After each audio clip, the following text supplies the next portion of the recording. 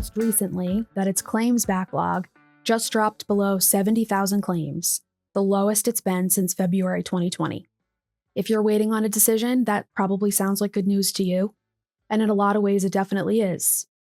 But the question that remains these days is whether the claims are being decided accurately, and if not, what happens to appeals?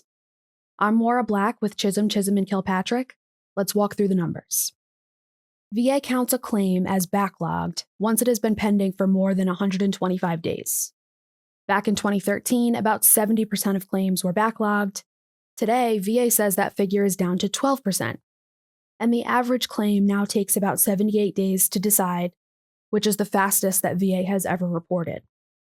For a veteran who has waited months and sometimes years for an answer, that matters. A faster decision can mean back pay sooner, care sooner, and far less time living in limbo. So, we'll give credit where it's due. But here's where we would urge some caution. Speed is only half the story. The other half is accuracy. In other words, whether the decision is actually correct. By VA's own measure, claims processing accuracy sits around 94%. On its face, that's a strong number. But that still leaves roughly 1 in every 16 or 17 decisions with some kind of error. When VA is deciding millions of claims a year, that's not a rounding error. That's a problem that affects a lot of veterans.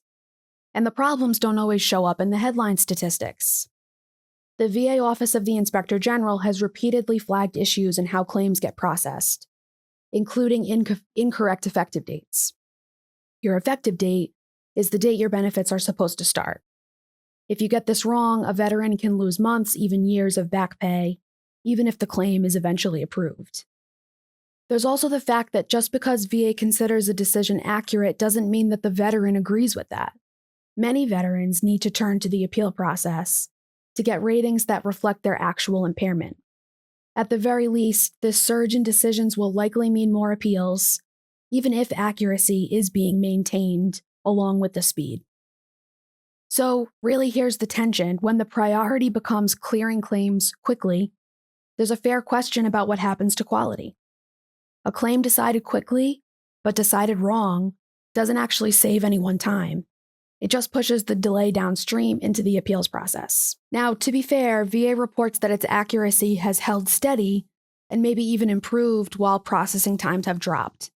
If that holds up, it's a real achievement, and we're not suggesting that the progress isn't genuine.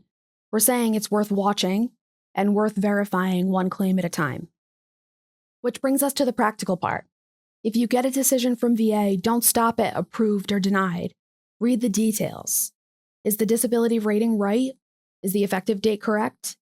Were all of your claimed conditions actually addressed? A fast decision is not automatically a complete or correct one. If something looks off, you generally have 1 year from the date on your decision to challenge it.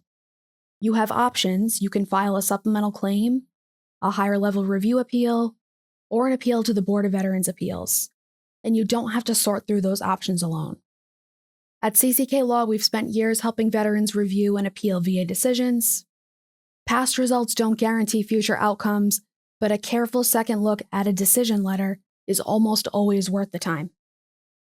The backlog falling below 70,000 claims is a milestone and a welcome one.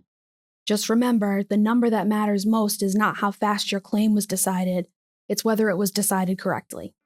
Again, I'm Maura, and thank you for watching today.